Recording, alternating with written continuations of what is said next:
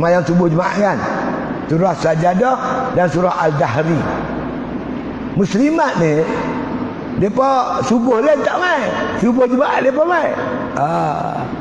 Terkurung macam tu lah, ada terai. Masuk terkejut tuan. Dalam masjid sepasang laki-laki dan perempuan bertelanjang dalam masjid. Tiba dengan lena berpeluk-peluk. Laki-laki itu tuan-tuan sekalian tentera laut lumut. Bila kena tangkap, dia makna kata didapati anggota tentera laut lumut TLDM. Yang perempuan ni budak tingkatan 5 sekolah. Macam mana tergama orang tuan-tuan dalam masjid, macam tak ada tempat lain dah mereka nak buat maksiat. Mereka berzina tak saya tak tahulah, tapi keadaan macam tu pelik lah. Kalau kita tak betul-betul jaga umat ni, tak mustahil satu masa nanti tuan-tuan masjid akan jadi macam tu. Kawan saya pergi Indonesia, dia kata dia pergi Indonesia, dia kata masa tu musim kempen pilihan raya. Cara Indonesia pelik tuan. Dia kata, saya tengok sendiri ustaz, sebelum ustaz tu nak ceramah, dia pada menyanyi dulu.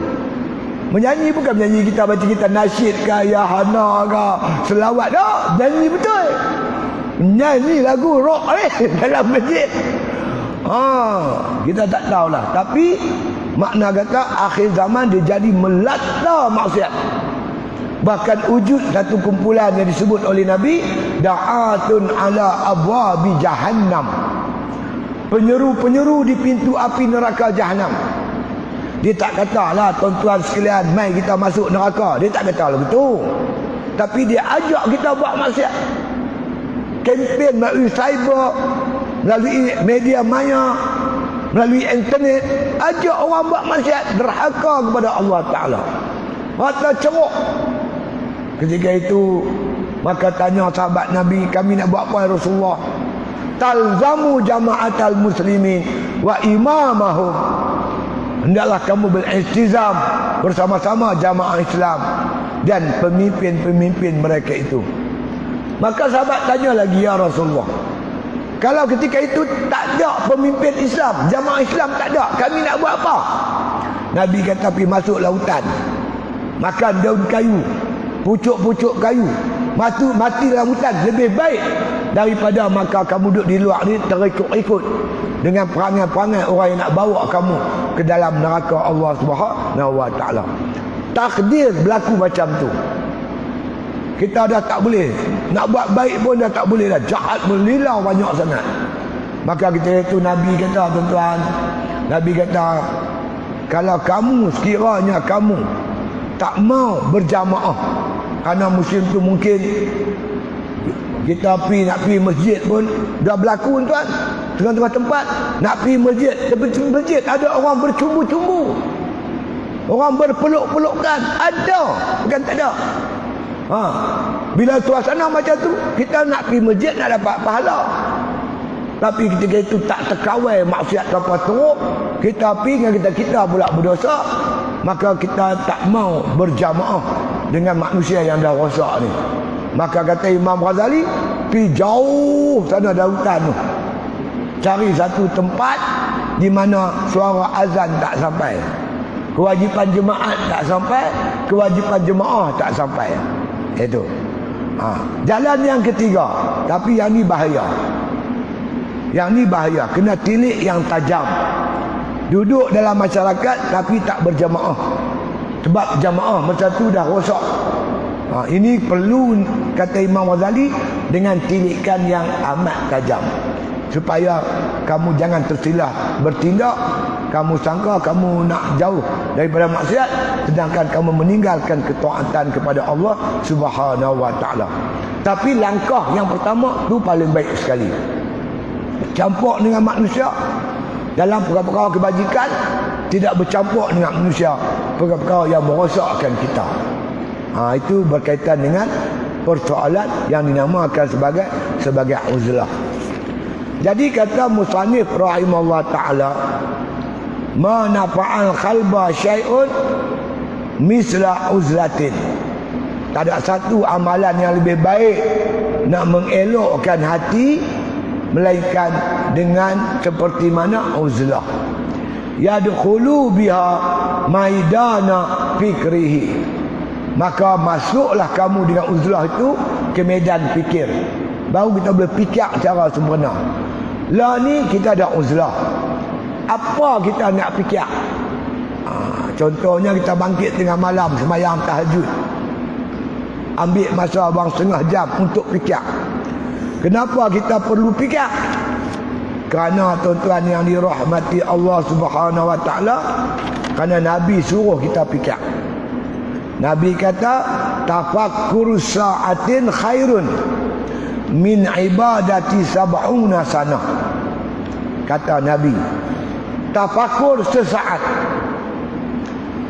berfikir sesaat. Kata Nabi, khairun, lebih baik min ibadati sab'una sana, daripada ibadat 70 tahun. Fikir satu saat, Nabi kata lebih baik beribadat 70 tahun. Fikir macam mana tu? Fikir macam mana yang boleh bawa dapat pahala? Tengoklah makam kita. Kalau kita ni ahli maksiat, kita fikir, sampai bila aku nak buat maksiat? Kalau Allah takdirkan aku mati sekarang ni, di mana tempat aku? Kita orang jenis tak semayang, fikir sampai boleh sampai kita mengerjakan semayang. Kita tak tahu persoalan akidah, persoalan iman. Fikir macam mana nak dapat iman, macam mana nak mengaji sampai kita dapat memiliki iman yang sempurna di sisi Allah Subhanahu wa taala. Fikir yang macam ni. Kalau kita jenis orang semayang tak betul, fikir membolehkan kita semayang dengan betul. Hang semayang makna kata semalam-malaman pun, tapi semayang tak betul, buat apa? Biar kita fikir sikit, kan? Betulkah niat aku ni? Betulkah bacaan Fatihah aku ni? Tahiyat aku ni betul ke tak? Salam aku ni betul ke tak betul? Supaya kita boleh membetulkan. Daripada kita semayang banyak-banyak, satu pun tak terpakai. Ya tak? Ramai kita fikir betul. Kadang-kadang kita baca Quran, tuan-tuan, kan? Kita baca Quran, kita kata kita hafal. Kadang-kadang seluruh ayat tu ada alif lam, tak sebut alif lam.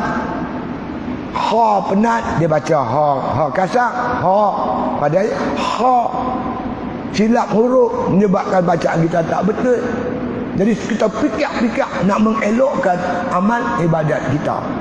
Kadang-kadang tuan ibadat yang kita dirikan binasa dengan sebab dosa kita kepada Allah, sombong kita, takabur kita kepada Allah Subhanahu wa taala dan kepada manusia.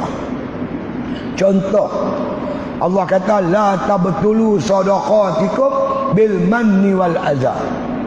Jangan batalkan pahala sedekah kamu dengan duk sebut-sebut ungkit-ungkit. Dengan sebut ungkit tu, pahala sedekah kita batal. Ini sifat mazmumah. Kita bagi sedekah bagus dah, ungkit tu tak bagus. Macam mana tak berskin? Beranak tiap tahun. Kata lagu tu, kerja balok. Hang bagi duit tu bagus, tapi ungkit tu, sombong tu tuan tak mau. Ya kita fikir. Tak mana cacat celah amal ibadat aku ni. Kita fikir, kita perbetul mana yang tak elok. Kan? Kadang-kadang hubungan kita dengan keluarga kita, hubungan kita dengan mak bapak kita, hubungan kita dengan kawan-kawan kita, kadang-kadang kita pulun ibadat, kita biar anak kita, isteri kita tidak menutup aurat, tak semayang. Ini semua membawa kita fikir macam inilah, mana ganjaran pahalanya cukup besar di sisi Allah Subhanahu wa taala.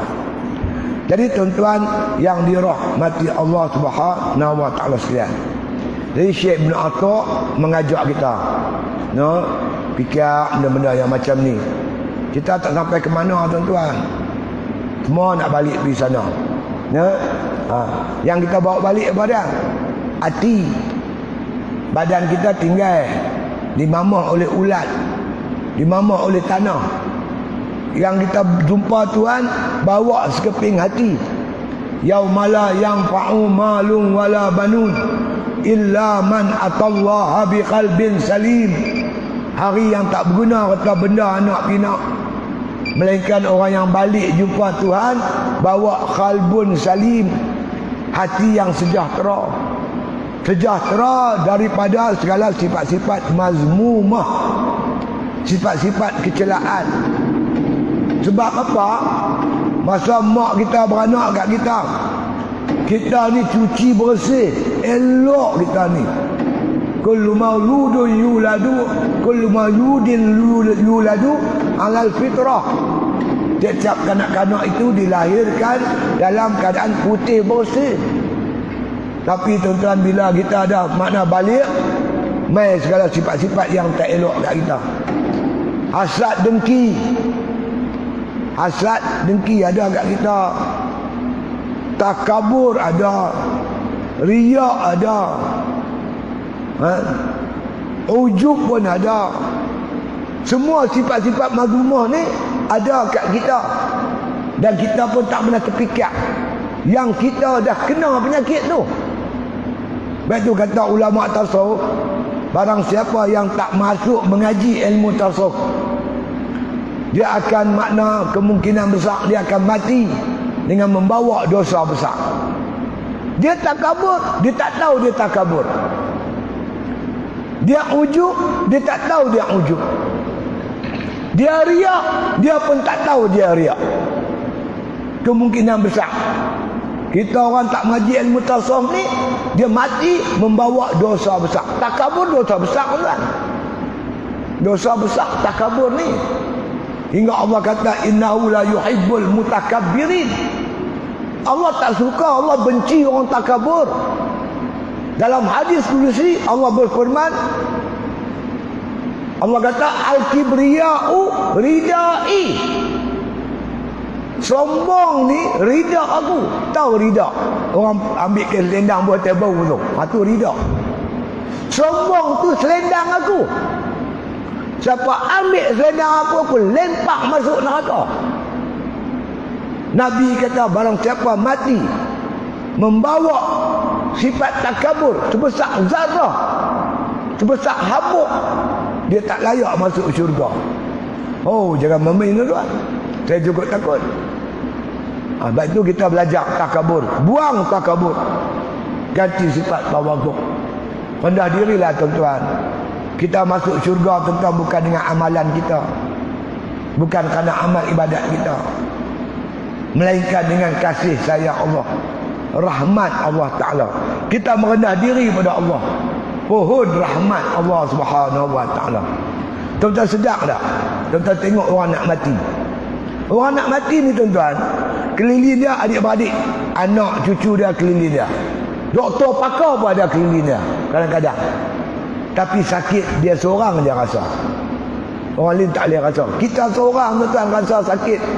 Betul tuan-tuan.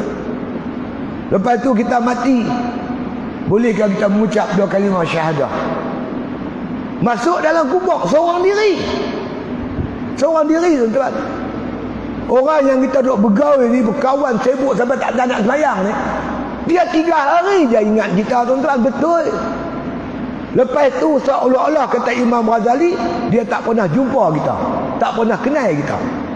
Tinggallah kita dalam kubur seorang diri. Ketika itu kita nak minta pertolongan siapa? Allah Ta'ala, rahmat Allah, kasih sayang Allah. Jadi marilah kita tuan-tuan duduk di dunia ni, rapatkan hubungan kita dengan Allah, dekatkan diri kita dengan Allah, beribadat kepada Allah dengan merendah diri serendah-rendahnya, menghinakan diri kita sehina-hinanya. Mudah-mudahan Allah belah kasihan kepada kita, diringankan sakit kita ketika nak mati. Allahumma hawwin alaina fi sakaratil maut. Ya Allah, ringanlah aku, sakit aku ni ketika menghadapi sakaratul maut. Pohon kasih sayang Allah. Mudah-mudahan bila nak mati kita boleh mengucap kalimah la ilaha illallah. Dengan belah kasihan Allah, Allah izin kita mati mengucap 2 kalimah syahadah. Begitu juga kita berada dalam kubur, terpanjang kita dalam kubur, kita mengharapkan rahmat belas kasihan Allah. Mudah-mudahan Allah jadikan kubur kita ni sebagai makna kata satu taman daripada taman-taman syurga. Sebab Nabi kata al-qabru rawdatun min riyadil jannah au hufratun min hufarin niran. Kubur ni dia boleh merupakan satu taman daripada taman-taman syurga. Dia juga boleh merupakan satu jurang pada jurang-jurang neraka. Minta doa, ya Allah, tolonglah jadikan kubur aku tu satu taman daripada taman-taman syurga, insya-Allah. Untuk itu tuan-tuan, saya sekali lagi menyeru diri saya, tuan-tuan, terutama orang yang berumur macam saya, umur dah 70 lebih ni. Kita tak ada masa lagi, tuan-tuan. Masa yang tinggal kat kita ni masa kecemasan. Ibarat orang main bola, masa cemas. Masa kecemasan dia ada bagi, masa tambahan. Mungkinlah dalam 10 minit, 20 minit, tak sampai 20 minit, 5 minit, 10 minit. Masa kecemasan. Kita dah umur 70 ni, masa cemas. Tak ada masa lagi nak sonok-sonok, tuan. Tumpukan ibadat. Ramadan yang nak main tak apa hari lagi ni. Sebulan lebih sikit lagi. Tak sampai pun sebulan setengah dah. Sebulan lebih sikit lah. Mungkin dalam 47 hari lagi. 40 berapa hari lagi. Kut kalau Ramadan ni merupakan Ramadan terakhir untuk kita. Kut tahun depan Ramadan kita tak jumpa dah. Kemungkinan Ramadan ni Ramadan terakhir. Ni kawan-kawan saya banyak yang kena COVID, apa Omicron. Duk badan sihat-sihat, masuk hospital, disahkan COVID, nafas tak cukup. Lepas tu doktor minta nak ditidurkan. Tidur pergi ngayak dua. Kita pun tak tahu nasib kita, tuan-tuan. Jadi mainlah sama-sama kita, tuan-tuan. Tumpukan perhatian sungguh-sungguh nak beribadat sesungguh-sungguhnya di bulan Ramadan ni. Siangnya kita nak puasa, nak jaga mata, jaga telinga, jaga lidah kita, jaga hati kita, ingat Tuhan. Malam nak puasa sungguh-sungguh, nak mendirikan malam. Sebab itu, tuan-tuan, mari kita latih daripada Allah. Rasulullah SAW dalam doanya minta Allah Ta'ala berkati bulan Rejab ni. Allahumma barik lana fi Rajaba wa Sya'bana. Ya Allah, berkati aku di bulan Rejab dan Sya'ban. Bulan Rejab, Sya'ban, pintu masuk Ramadan. Kita mai latih sekarang, tuan-tuan. Bulan Rejab, Sya'ban ni kita latih. Buat sikit-sikit puasa sunat. Tak boleh buat banyak, buat seminggu jadilah. 10 hari pun jadilah. Mari kita bangkit malam, mulakan bangkit malam. Mulakan bacaan Quran. Kita mulakan berzikir, istighfar di bulan Rejab dan bulan Sya'ban. Bila tuan-tuan latih Rejab dan Sya'ban, Ramadan insya-Allah, tuan-tuan, tuan-tuan boleh fokus sungguh-sungguh. Macam kita lah, tuan-tuan, masuk lawan lari. Ni lawan larian. Nak lari pergi mana? Daripada Alma pergi Bukit Mentajam. Walaupun dekat 3-4 batu. Tapi kalau tak berlatih tak larat oh. Apa lari-lari rebuh tahu teruk tok kuno. Tak ada ampi sana. Tapi kalau tuan-tuan dah latih 2 bulan tuan-tuan lari pelan-pelan, hari lari tu tuan-tuan boleh lari, insya-Allah. Begitulah ibarat bulan Ramadan ni. Kalau tuan-tuan ada latihan di bulan Sya'ban, di bulan Rejab, Ramadan, tuan-tuan, insya-Allah tuan-tuan bersedia untuk menghadapinya dengan baik. Kalau tuan-tuan tak latih, tuan-tuan, takut puasa kita macam puasa yang lepas-lepas. Buka puasa makan banyak, tak dapat kekuatan untuk ibadat. Jadi tuan-tuan, mari kita buat mana ni. Tiap-tiap malam kita nak hidupkan Ramadan. Baik, main tarawih, balik tidur, jangan cerita banyak. Kan? Mangkit pukul 4 pagi. Buat ibadat sampai pukul 5.30. Setengah 2 jam. Kerana tuan-tuan sekalian, di malam-malam Ramadan ni Allah Ta'ala tiap-tiap malam turun ke bumi ni. Maksud Allah Ta'ala turun, rahmat Allah mencurah-curah. Yanzilullah azza wa jalla kulla lailatin ila sama'i dunya hatta yabqa thuluthul lailil akhir. Turunlah Allah Ta'ala ke langit dunia ni sampai 1/3 akhir malam. 3, 4, 5 pagi. 3 jam ni cukup waktu yang cukup hebat tuan. Allah berfirman, "Man yad'uni fastajiba lahu." Siapa nak berdoa, aku nak makbulkan doa dia. Wa man yas'aluni fa'utiyahu. Siapa nak minta aku nak bagi. Wa man yastaghfiruni fastaghfir lahu. Siapa nak minta ampun, mintalah ampun, aku nak ampun dosa dia. Allah buka seluas pintu rahmat untuk orang yang berdoa. Tuhan nak makbul doa. Orang minta, Tuhan nak bagi. Siapa minta ampun, Tuhan nak ampun dosa kita, tuan-tuan. Tiap-tiap malam. Kalau tiap-tiap malam Ramadan tuan-tuan bangkit, salah satu mesti kena Lailatul Qadar.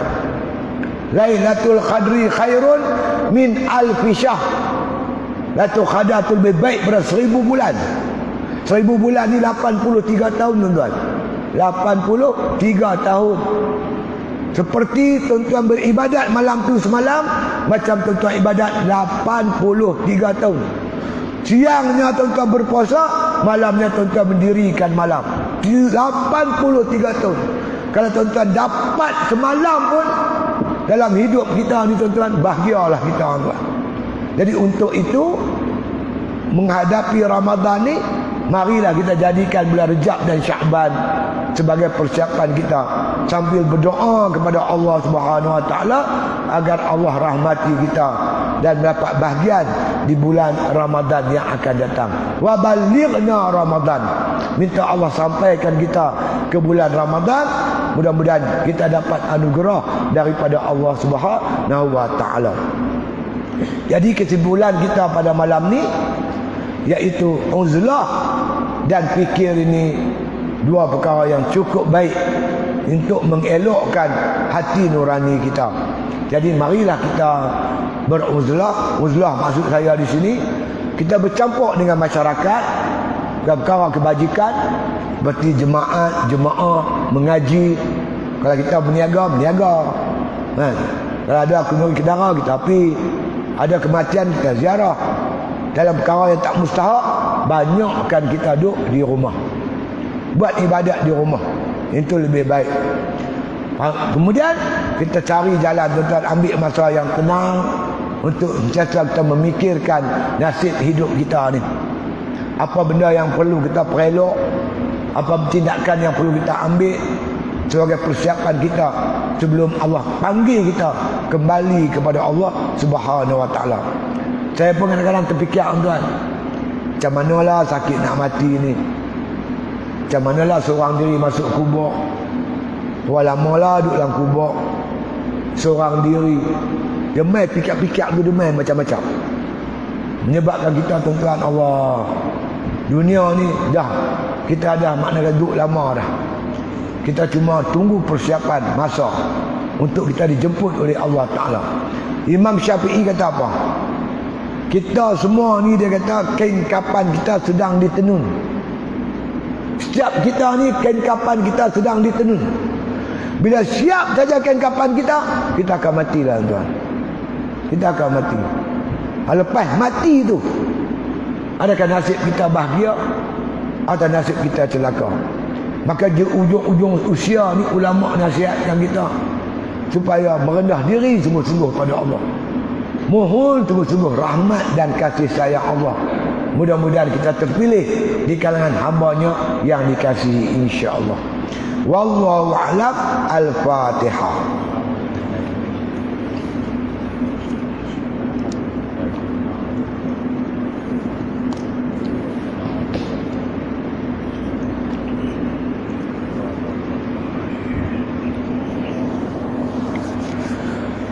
Bismillahirrahmanirrahim. Alhamdulillahirabbil alamin. Wassalatu wassalamu ala asyrafil anbiya wal mursalin wa ala alihi wa sahbihi ajma'in. Allahumma barik lana fi Rajab wa Sya'ban wa ballighna Ramadan. Allahumma arzuqna hubba wa hubba man ahabba wa hubba ma yuqarribuna ila hubbik waj'al hubbaka ahabba ilaina minal ma'il barik. Sallallahu ala khairi khalqi Muhammadin wa ala alihi wa sahbihi wasallam walhamdulillahi rabbil alamin.